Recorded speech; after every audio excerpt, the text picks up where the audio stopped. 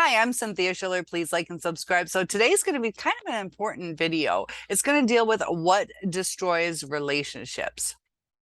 But first, I want to tell you I'm wearing purple nail polish. And we're going to do a study on this. I want you guys to pay attention to how long I wear. I even got it on my finger. Creatures of habit. Okay, so I start my new school year. We're purple and white, so we'll see. I'm not liking the purple, but we'll see how long it lasts. How people are creatures of habit. I'm going to try it for a while, but wish me luck. So we're going to talk about, like I said, what destroys relationships. It can be coworkers. It can be just the things in our lives, even the activities that we do. It's really interesting what destroys our hopes, our dreams, our relationships, our fears, and our insecurities. And it manifests. It's so weird how it manifests what we fear. If we're insecure and we're trying to fit in or hoping people will like us, our insecurities will either push people away or destroy relationships. We'll get too clingy. If we fear we're going to get fired, we're going to start to be too stressed. We're going to not focus the right way. We're going to be too uptight and or too needy towards the boss. Like I wanted to make sure like I had this on time, and um it can cause you to lose your job sometimes because you become hyper vigilant in a negative way. You might be missing the alarm. You know, in relationships, a lot of us, during that discard stage, we were afraid they would leave us. Like we felt it. And our insecurities were building, and we're reaching out, we're clinging, we're trying so hard. Um, and it destroys it. It destroys it. And reading all this relationship advice, it's really weird. Why does the narcissist win a lot of times? Because of the techniques they use. Doesn't mean it's a good relationship, though. They manipulate. And, it would be nice if we would, and this is how it has to work for it to work. We got to take care of our own hygiene, make sure we eat, stay hydrated, have our own inner worth and self and confidence. But when we take care of other people, like if we use that empathy and look at what the other person needs, but they have to do it back. They have to do it back. So if people were doing that, it's a beautiful exchange. It is perfect. I'm caring for your needs. You're sad today. I'm listening. You're going to listen to me when I need you. I'm going to tell you, I need a break from all this talk right now. Can we talk more tomorrow? And if that person could logically see, like, yes, I've taken up this person's time and they've been there for me, and I am sad, but they're helping me. I need to give them a break. Just where you can foresee what's going on. We all have hard times in life, but if you're fear you're not going to pass a test, you have a greater likelihood of not passing it. You still can, but you have to do the mindset. I just added on psychology for my teacher certification, passed it, but it's been decades since I took those classes, and I did do a refresher, and I was a little worried on it because I'm like, this is like a whole like college degree type thing that I'm trying to pass out of. And I was a little nervous, but I had to mentally change my mindset. I started getting a little frustrated in the middle of the test. I had to stop and just tell myself, do your best, do your best. Didn't give up. I persevered and I passed it first time. So we have to retrain our brains, rewire them, retrain them. And unbreak ourselves, because we are our foundation. We got to be stable, because once we're stable, once we have the self-esteem that we need, you know, if you're down and out, that these are just examples. I'm totally not judging anybody, but as an example, let's say you're like, you know, I dropped out of high school and you're feeling down about who you are. You're embarrassed to tell people. It's fine if you didn't, but I'm just saying, if you're struggling with that, maybe go ahead and do it. You know, build yourself up so you don't have those little seeds of doubt. You don't have those seeds of inadequacy. Or own it and say, you know what, I've done this with my life and I'm good. But know who you are, have the confidence in yourself. And you know, I was on a diving team. Man, I smacked my back because I smacked my back one time. I did a flip, and that's kind of interesting. I'm glad I brought this up. So I did a flip, landed on my back, smacked the water. That hurts. So I had to keep doing it. And I couldn't get it. It was a single flip, kept coming out of it and smacking my back, smacking my back. Oh, it's supposed to do.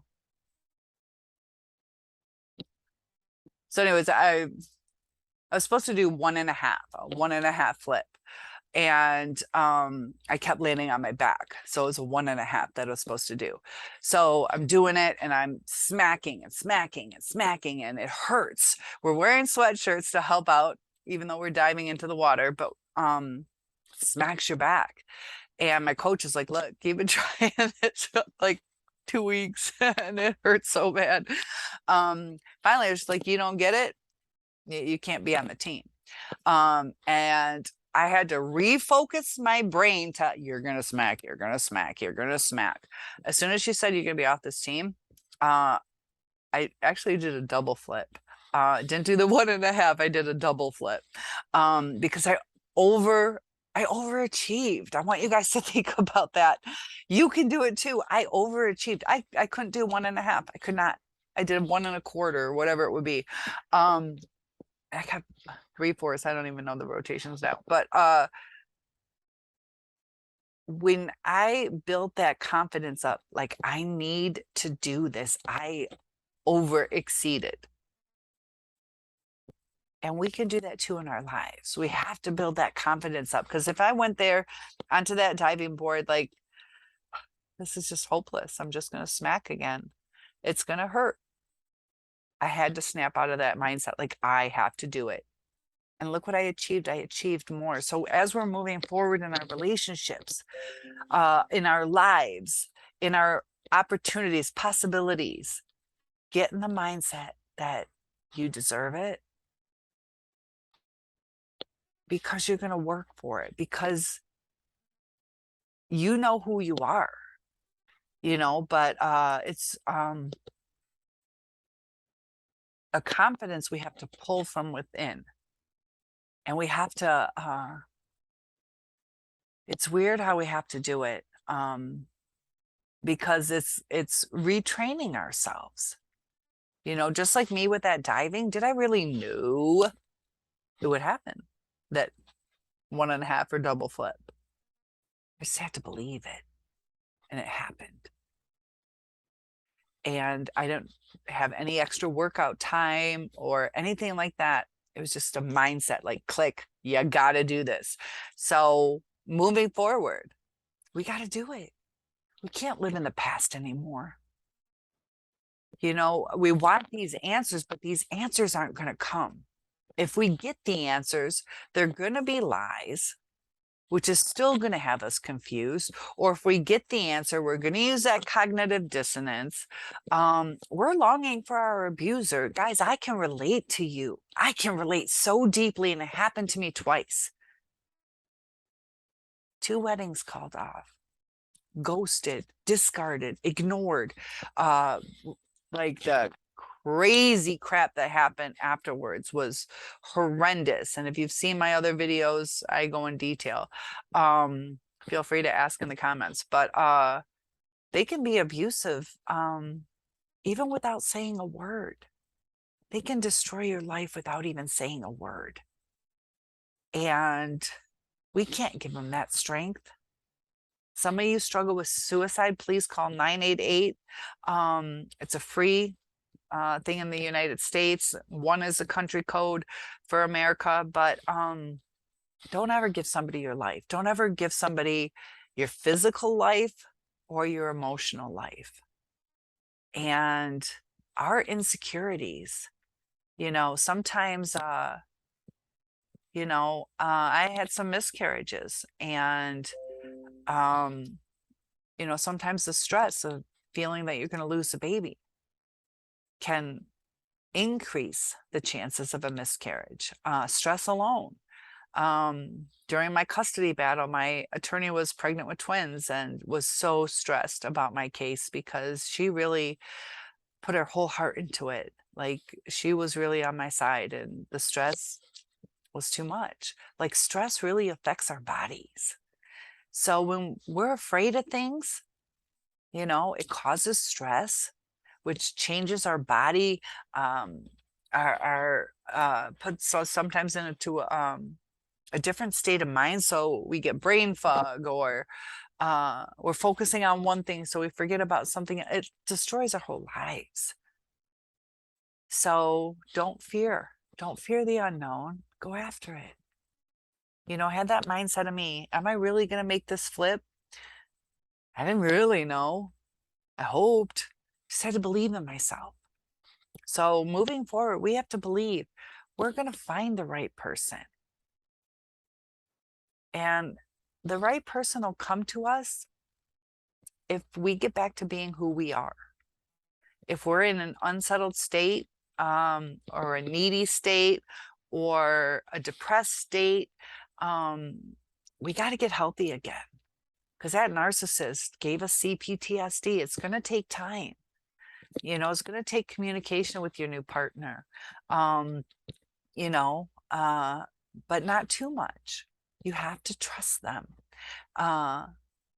Watch out for their red flags. But if you address something like, hey, can you just call me before you go to bed? Is that okay? Just, or sets whatever makes you comfortable, and let them know it's not that I don't trust you. It's just comforting to me.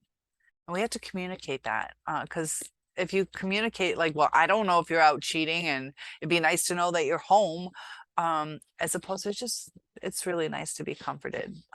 Just hear your voice before I go to bed. This is where I got scared, is saying the right words. Saying the right words. You say one thing wrong, it has that butterfly effect where everything can fall apart, and I was hyper vigilant, hyper scared about that. So I worded things 1,000 different ways. And I just want to make sure you know this, and this is what I mean, but don't take it this way, and turn into some annoying person. That's what it is with a narcissist, though, is they make us so uncomfortable that we fear losing them. And we don't get that comfort. We don't get the relaxed, like, you're so that's adorable. Yes, I will call you. We get ghosted instead, or the silent treatment. And you're like, this is exactly the opposite of what I needed. An empathetic person would give you what you need, or a reality check. But, the